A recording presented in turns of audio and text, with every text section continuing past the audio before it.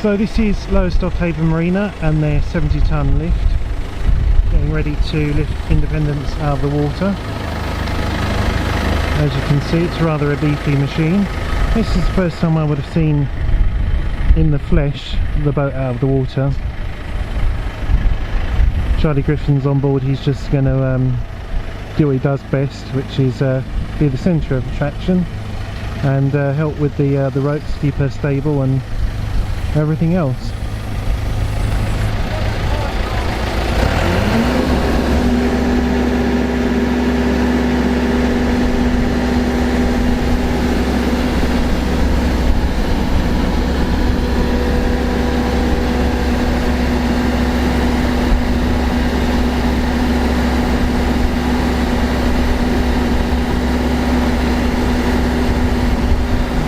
It's always an interesting time because you're not quite sure what you're going to find underneath.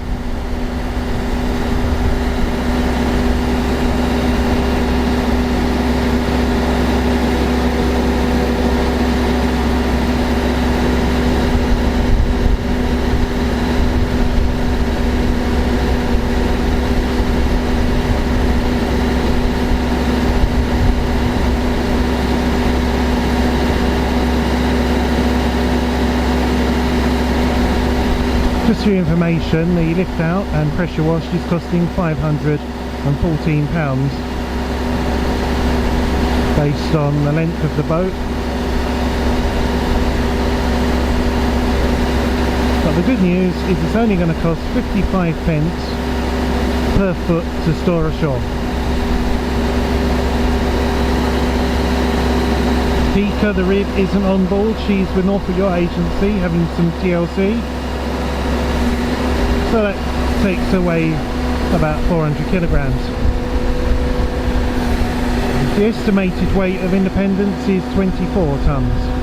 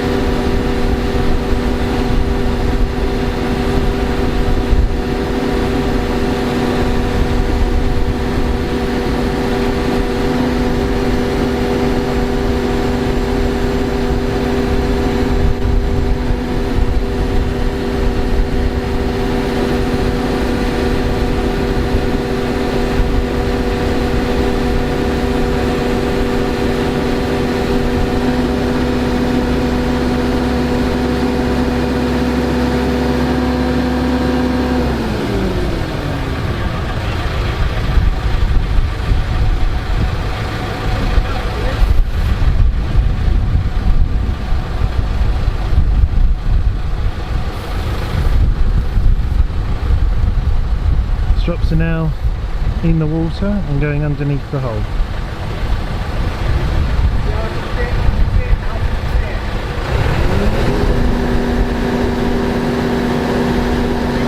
Need to lower them just a bit more. She's got a draft of 5 feet.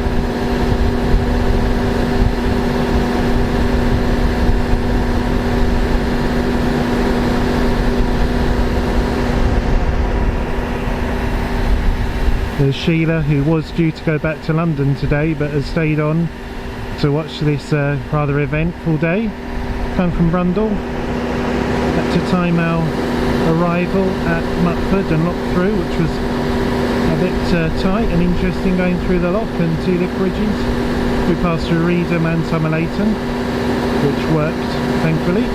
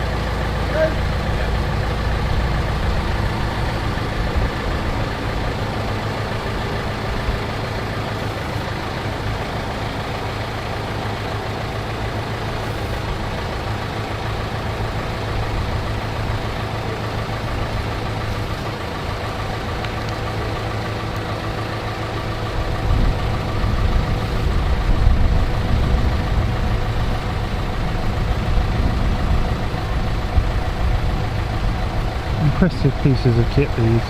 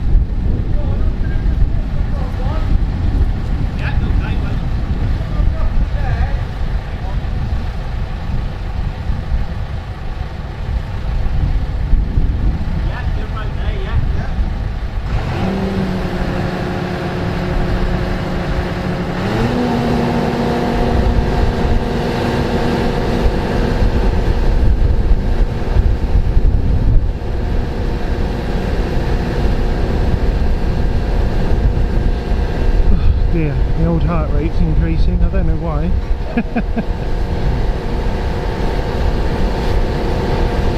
Lifting up the bow, taking some strain first of all there.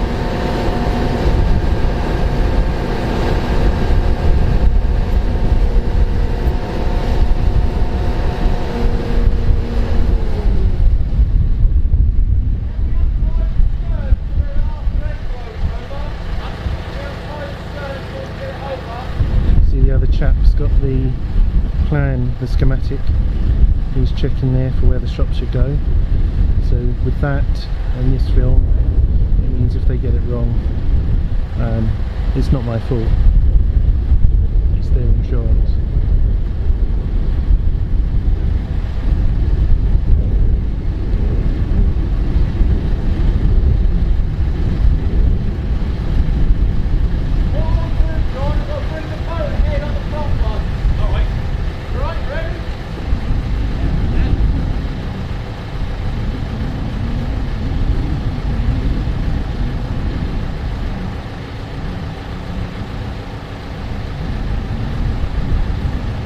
They're moving the boat forward by adjusting the forward strap forward.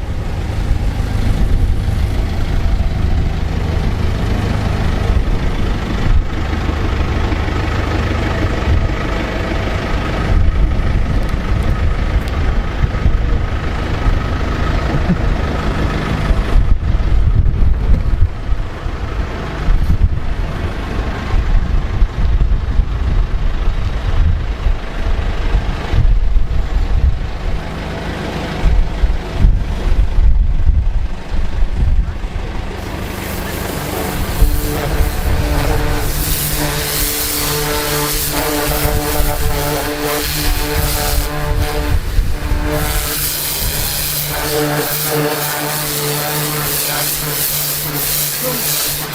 dings in the rock might get there without file and press them up. I'm going to need a proper wheel for trying to get clean. Yeah, proper wheels.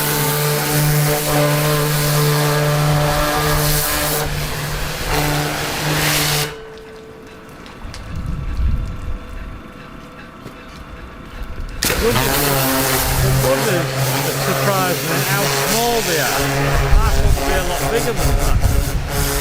The engine is bigger than that.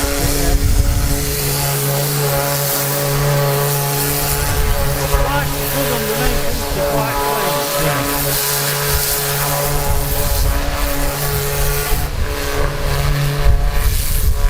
Look, we're taking a good hour to watch that.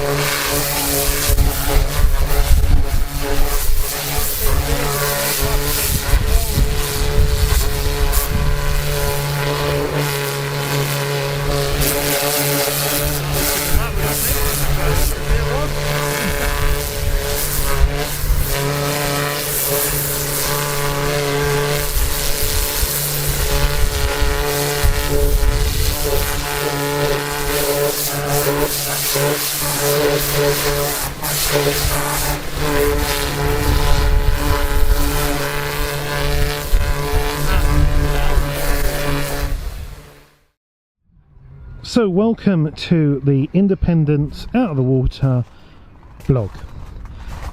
It's been a while, hasn't it? Hello.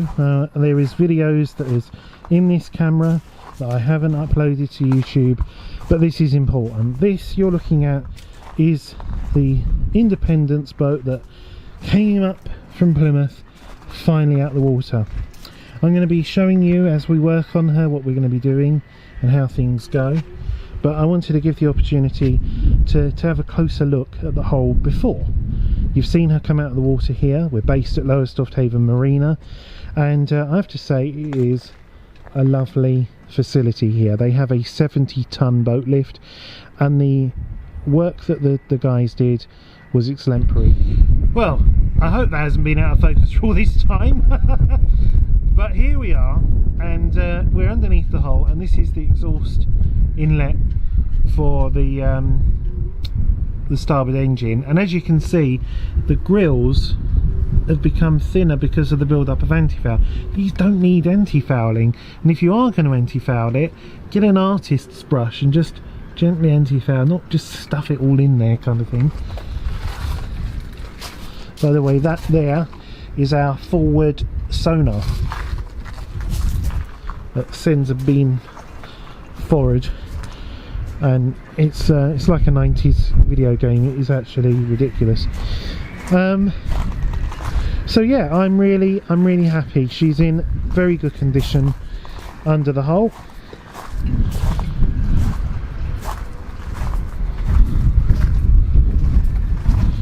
So we're going to sort some of this out here. I'm not quite sure what to do, because this here I reckon is a 2-pack paint which is peeled off, probably because when it was new in the factory they didn't key any of this, and this is just gel coat, and they just painted it over and it looked wonderful, and now it's worn off. But if I try to match that blue, I bet I can't, and then it's going to look like you tried to match it best you could.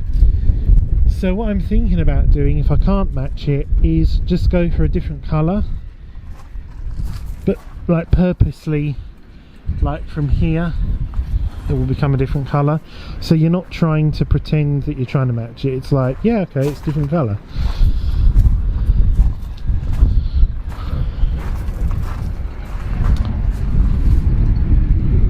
She's certainly rather large. So I promised to update you, and I haven't really updated you. Basically, I've been working away without getting the camera, so I've left a bit of before and after, and I'll talk you through what we've been doing so far, and give you an update. But we haven't made too much progress because I cocked up and didn't order our anti-fouling before. So now we're hoping to get the antifouling for Monday. Today's Saturday, and because if we had the antifouling we could crack on with the antifouling. The anodes have been ordered from ASAP supplies for collection on Monday, so hopefully we'll get the paint on Monday and then we can really crack on and make some progress. So I'll show you what we've been doing today, which is mainly shafts and props and scrubbing the waterline. So Charlie's been doing the props. So this is, I haven't got a before on video I'm afraid, but this is the after. So this has been round with that tool just round there, and then polished up with 240 grit sandpaper, and as you can see it's beautifully smooth and nice and shiny. Now I see countless boats out of the water where Indy's moored, and people will come along and anti-foul them, and then they'll go back in the water and they'll leave their props. Oh, actually we can see it before.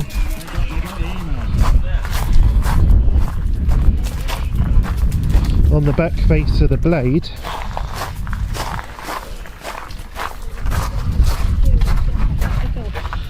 you can see all the marine growth, and obviously that's very rough indeed, and all the props were covered, the shafts were covered in that as well. So as you can see the shafts now stainless steel, nice and smooth. So that's what I've been doing. So I'll show you how the shaft looks.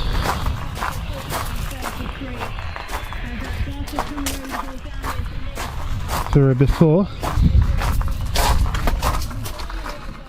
So as you can see again, lots of growth. This is mainly from when it was in the salt water before we brought it up here, and that's the after.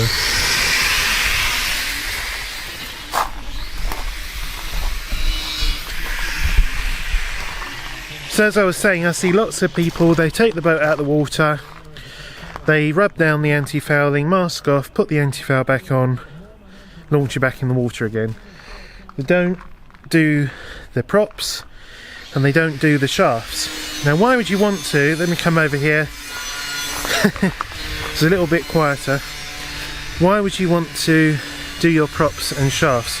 Well, the reason why is there's quite a large surface area. If you imagine that you've flattened out your shaft or your props, all of that water flowing over those areas, and as the boat moves through the water, that adds drag, and drag slows you down, adds to fuel economy problems, you burn more fuel.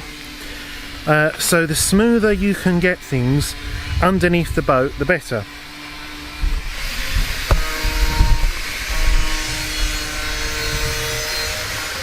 So what we're going to be doing is, once we've done the shafts, finish off the props, I've got to, this boat had 2 water lines originally, as we've found. Can't quite see it here, but that would be the original moulded in water line of the boat. And obviously over time, doesn't matter what you do, water does get into boats. They weigh more, and they sink in the water a bit deeper. So basically, also I've got that crane and the rib put on the boat as well. So that water line there was extended up to here, and you can just see that difference. So that then becomes the new water line, and that's not a moulded water line, that's been masked off, because there are areas where it's come along here, not so much here, but on the other side it dips down and goes up, whereas the original water line just goes completely straight. Now this I thought was a vinyl, but you can see it's been painted, but it's the most, I don't know what paint this is, but it's amazing.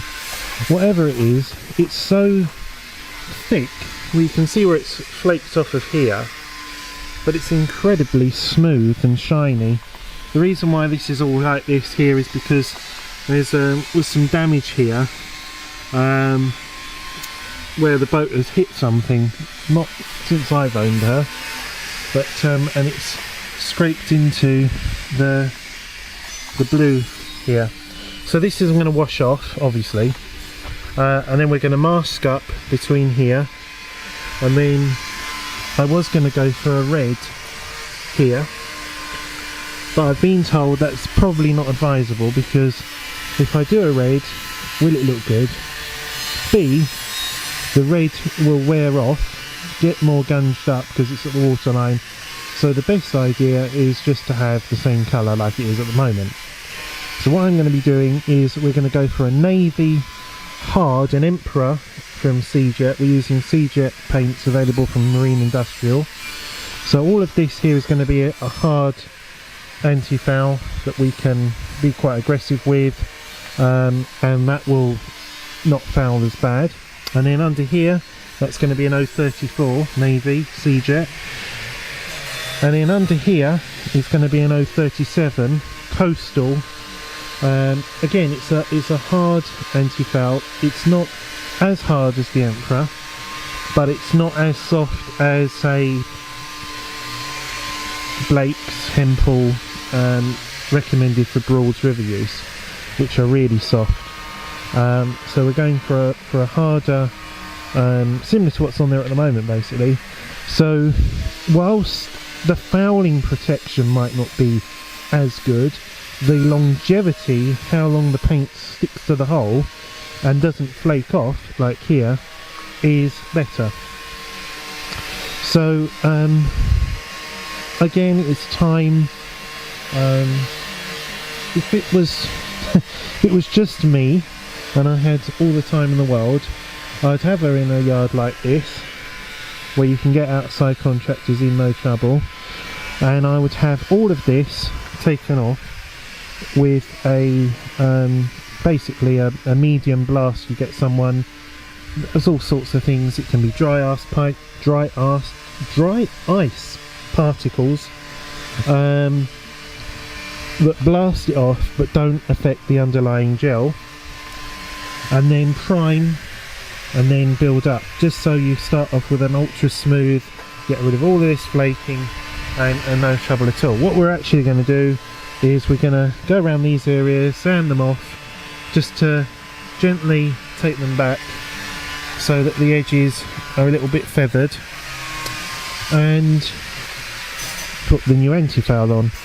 I'm going to try and clean up in here again, take some of this off. This is all built up, doesn't need to have anti-foul on it really, it's all stainless steel.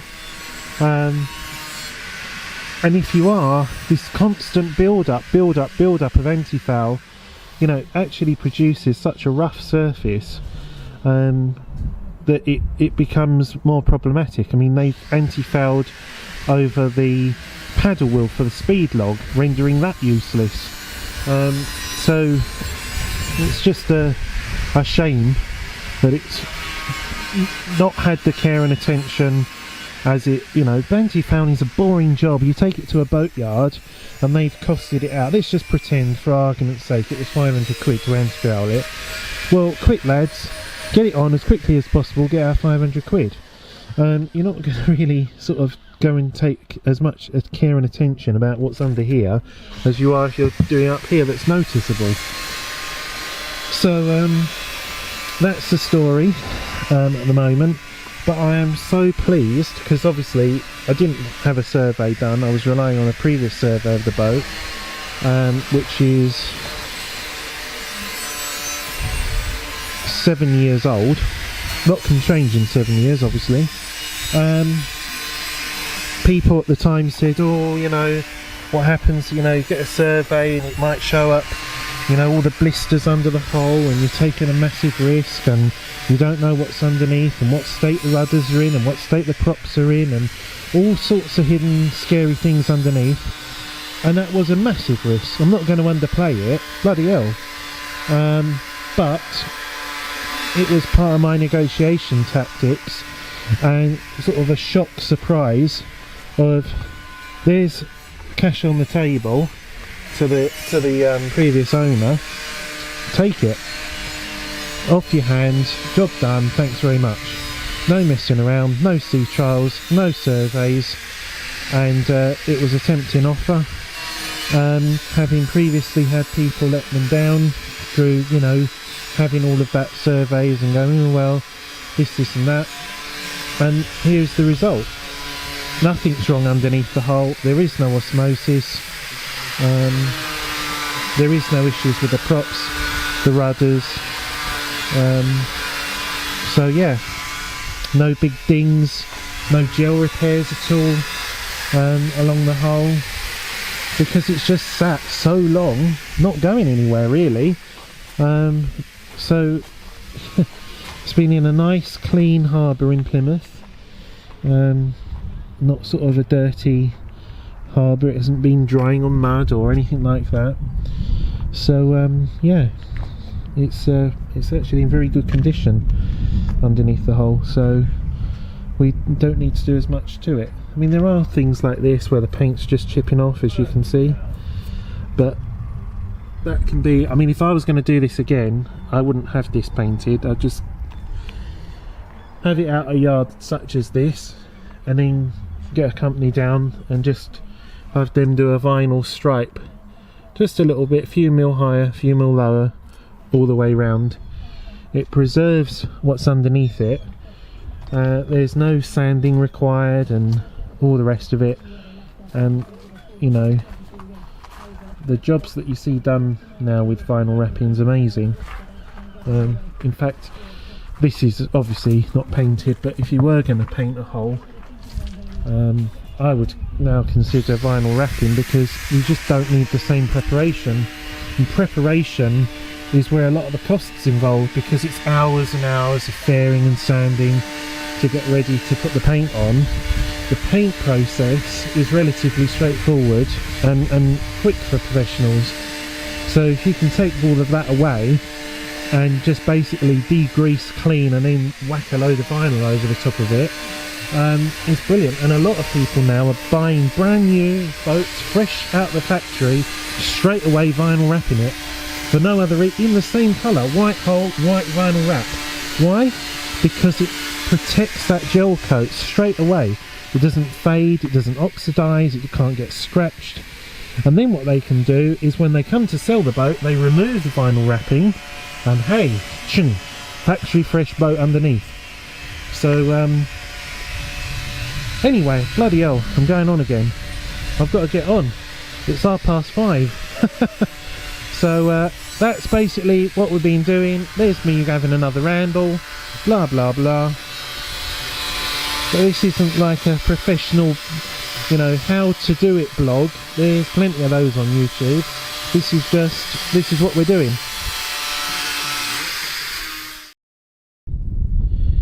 So it's another day, and it's not going to be such a long update for you right now, because not a lot has changed. You're looking at the starboard trim tab here, and I'm just on with taking a lot of the flaking anti-foul off. You see, the problem is that over time, when boats are anti-fouled, you know, let's face it, the previous owners of this ain't going to be doing any of this DIY malarkey. You take it to a yard, you pay a rate, they take it out the water, they anti-foul it and they put it back in, and frankly, you as the owner have no idea exactly what's gone on unless you ask for pictures and stuff, and it's back in the water. Bloody hell, doesn't the wind just get up here incredibly. But just slapping on anti-foul each time with little care means that when you then come to give it some care, you're battling against layer upon layer upon layer of anti-foul. And it doesn't help when the previous people that have anti-fouled this, I'm just, as I say, sanding down the ridges, getting things smooth.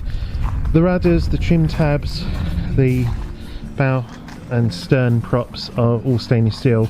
I've sanded down the rudders as well, just to key them up and get them smooth.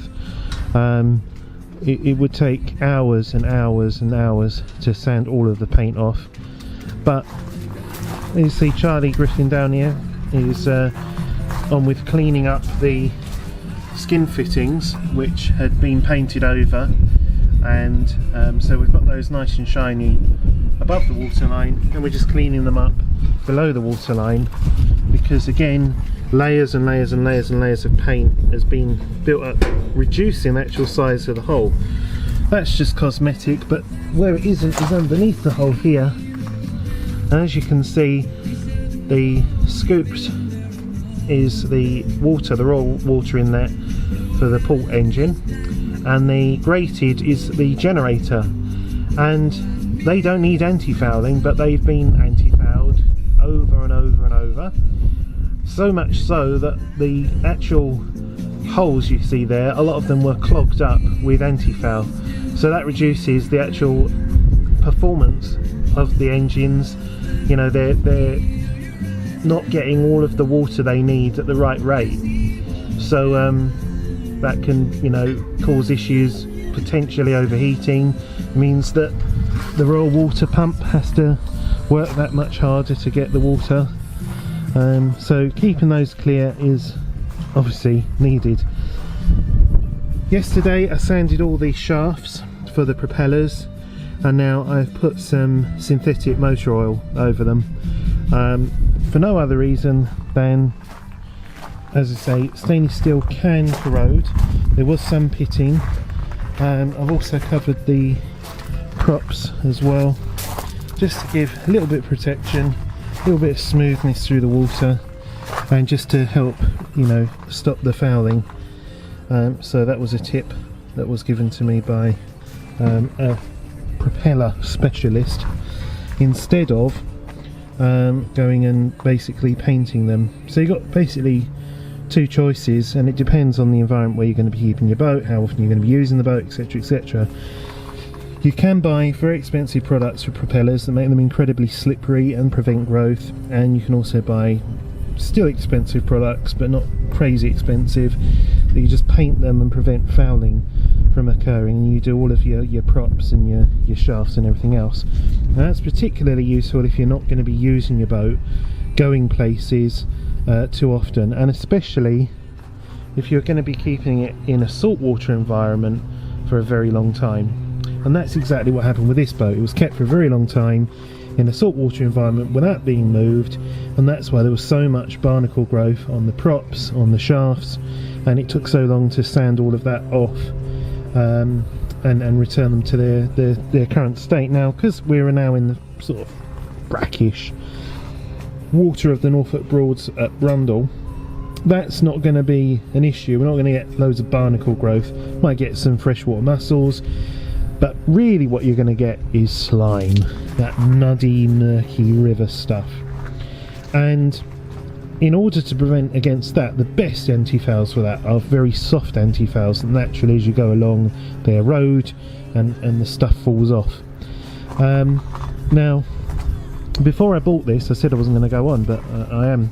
Before I bought this, there was another one of these traders for sale that had a copper impregnated paint put on to the bottom of the boat, and that is apparently, so the makers claim, the best anti-foul. It goes on, and it doesn't need to be done for many years once it's gone on. Unfortunately, the way it had been applied was incorrect, because you cannot put it just straight on over existing anti-foul like this, and it's an epoxy base, I believe, as well, and it just bubbled up and looks absolutely shocking. It's getting to the stage where, if you look at some flaking, you can see the layers that have built up over the years of anti-foul. And I think if I was going to do this, not maybe the next time, but the time after that, what I may do then is have all of this removed completely.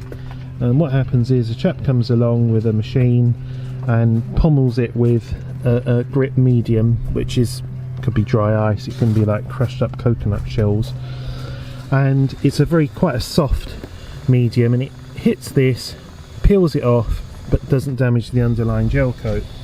And then you can have a new primer and then a couple of coats of anti-foul and get it back to like a factory finish. So that's when it gets to the stage when you have loads and loads of anti-foul that's all flaking off and big ridges and everything else. I don't think we're at that stage yet. The comments that have been posted on social media since I've posted some photos of this is what good condition it is to come out of the water looking as it does, considering it's been in the water since 2015. And it's very pleasing to know that there are no you know what I mean, osmosis, the blisters, there aren't any. What I do have with this boat, believe it or not, is I have got osmosis occurring underneath my seat cushions on the flybridge. So that's a bit bonkers, but there you go. But it's where the water's been trapped underneath the cushions, and yeah, there's loads of big blisters, but they're not soft, you can't sort of pop them, they're like really in there, but funny place to have it. Oh, and one last thing as well is I've cleaned up the little rust stains around the portholes. Basically the portholes themselves are all stainless steel, but the sort of mesh screen holders, because you can have the port lights open and then put a mesh screen in so your midges don't come in, they're not stainless, or if they are, they're not 316. And so the result of this is, as you can see, that the little clips that hold the fly screens in place rust. So that then looks bloody unsightly, and they're on pretty much all the windows, all the ports. So I'm going to get up there and give it a squirt of Starbright rust stain removal, which is great stuff, and just get rid of that unsightliness, and all will be good. So that's basically it today. We're going to be doing this, and then once we've done this, we're going to be going inside and into the bilges, where we're going to be scrubbing the engine room and working our way aft underneath the rear double berth, where all the steering gear is located, the actuators for the trim tabs, and just have a good clean and a look around to see what's what, where it is, how it is, and everything else. So it's a very big job to take the bed apart, but it's important that we inspect these parts of the boat as well. But all is looking good. We should have paint on Monday, and we should have anodes on Monday. Today's Sunday as I'm doing this.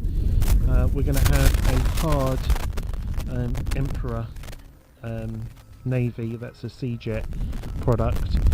Most people might just have a little bit here, but I'm doing the whole side of the boat in that, and then a softer Coastal 037 on the bottom of the boat. So wear surfaces, rudders, trim tabs are going to be treated to the expensive stuff, and then the cheaper stuff can be used for under the hull. So yeah, that's all. So onwards and upwards. It's fascinating. Doesn't require too much skill, this. It's just slow, methodical, dusty work. I was looking like a smurf earlier after sanding all of this blue antifoul, and when you're touching this, really you should wet sand to keep the dust down, but always use a suitable breathing mask that is good for stopping this fine dust. So actually read the instructions on what they are capable of. The best ones are the ones with the respirator valves on them. Don't skimp with that sort of breathing protection when you're dealing with this. It's a bit horrible stuff otherwise. So that's the update for today.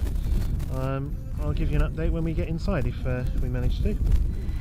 So it's time for another update, and as you can see, we've masked off here the waterline area below the waterline area, because this here is going to be a different colour and a different compound of antifoul. But what does it look like? Well, that's the before. So the entire hull and the waterline was in this light blue antifoul before, and this is the after.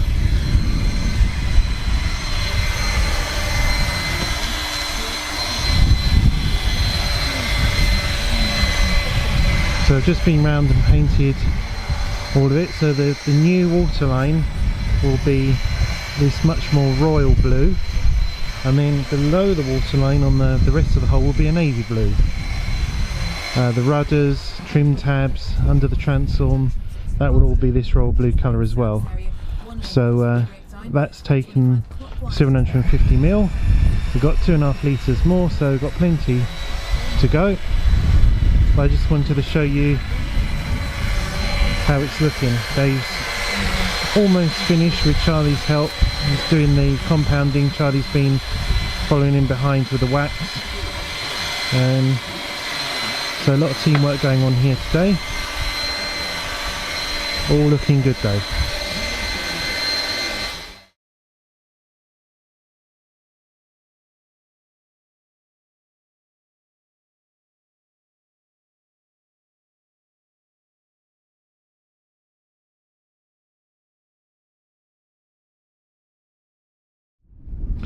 So just an update for you on where we've got to since my last video. As you can see where we masked off previously, this is the hard wearing antifoul. This is the old antifoul, so this is still to be done. And this here is the painted finish, but you can see just how well the hull has come up. Great deal of effort to do this in a day.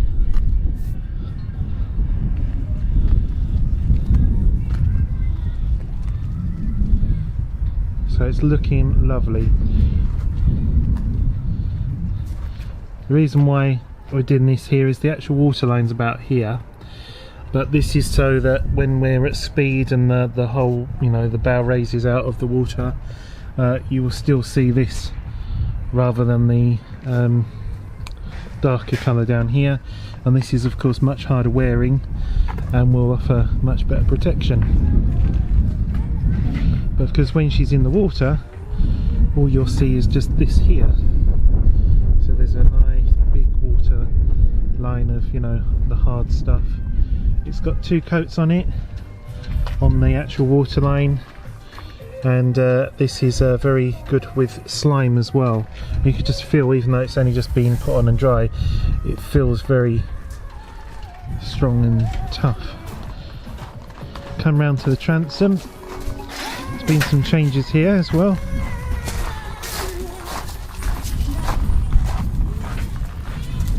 And all of this, as I say, is being done with the hard stuff. And in fact under here I've decided to also do, if you remember earlier, I don't know if you saw, this was all peeling and a mixture of gel coat and 2-pack paint, so now this is all uniform. Still got to put the anodes on. That one's staying. Rudder's been done, the trim tabs under the trim tabs and through the thruster tunnel and in there as well. And where this was all this colour before and chipping off, again now it's all this blue here all the way round.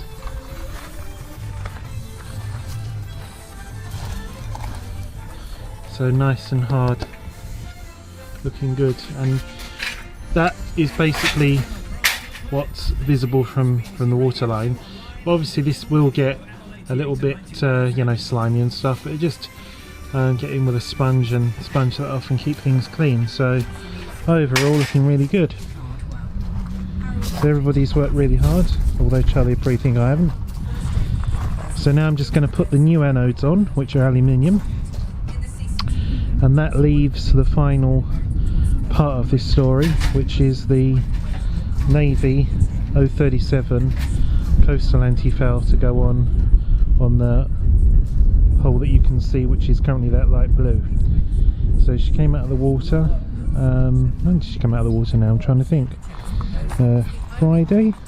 Today's Monday. So this is how far we've got. So great deal of work's gone into this, and she's looking absolutely fabulous. So just a quick update, just to show you the new anodes, shiny aluminium, which are good for fresh and brackish water.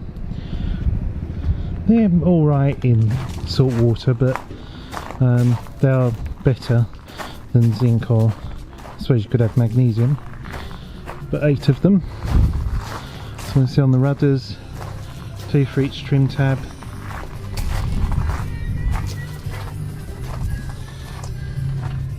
I've left this because, as you can see, it's lost on its entirety 10 millimeters.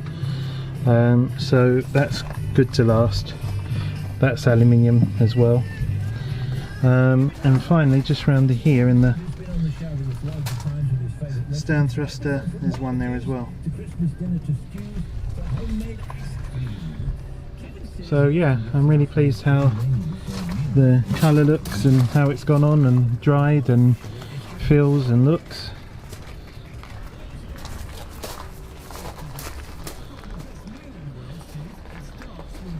So considering her size and the amount of surface area, we've done really well, and we are on schedule for having her back in the water on Wednesday.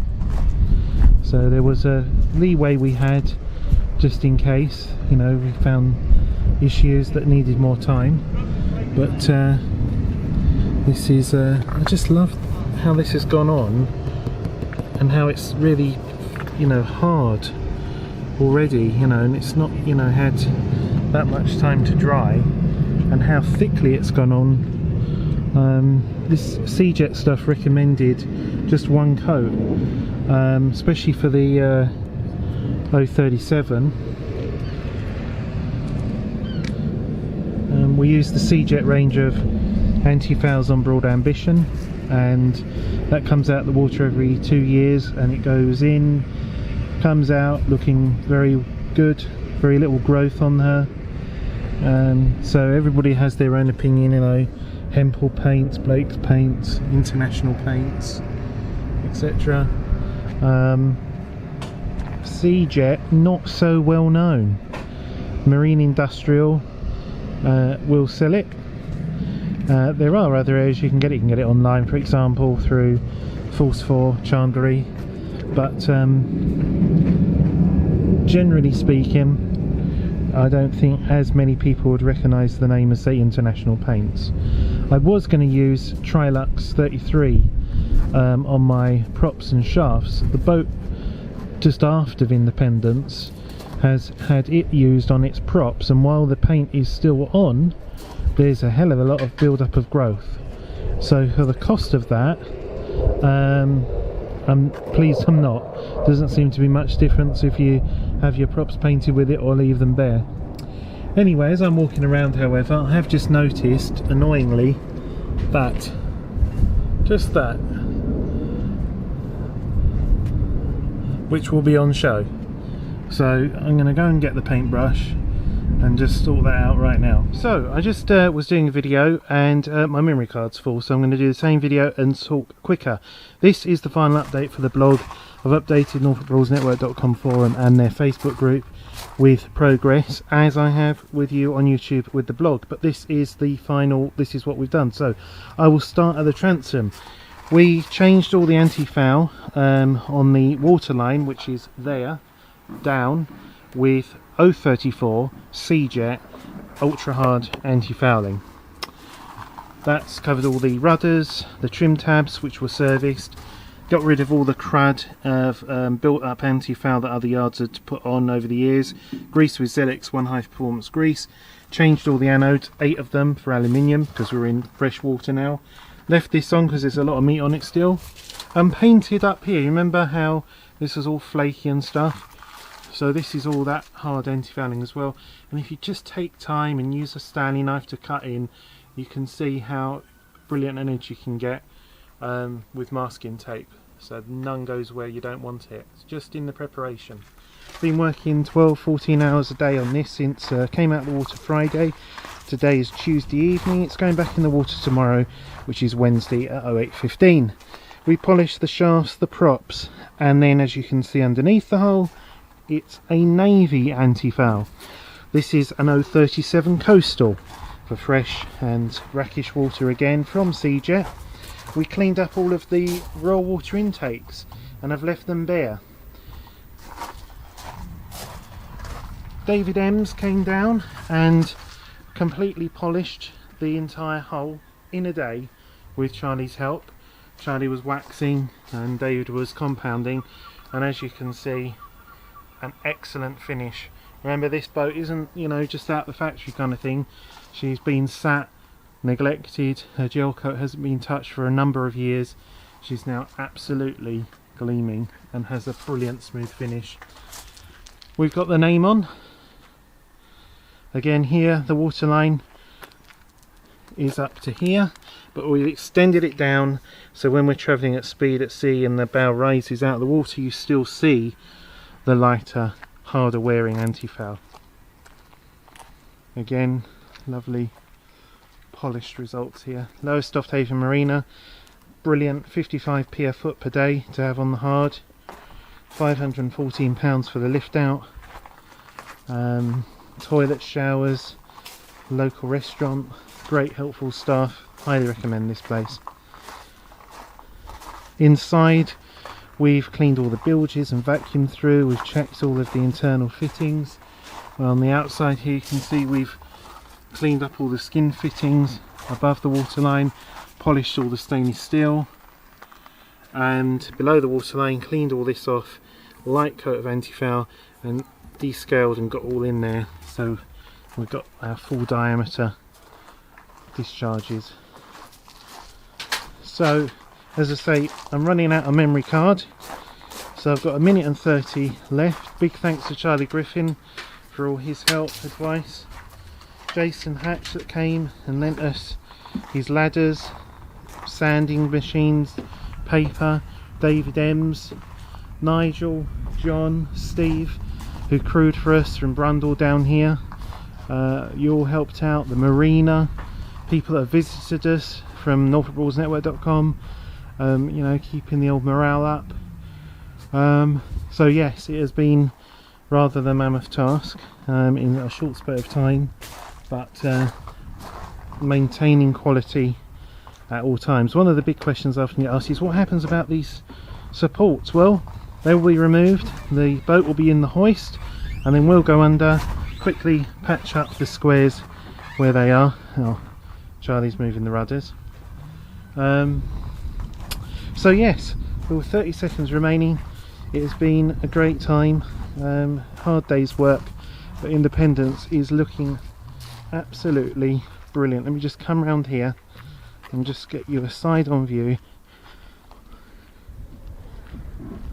So now I just need to do the canopies, the seating, the big 230 amp hour batteries, and I think I can relax. So that has been Independence out of the water.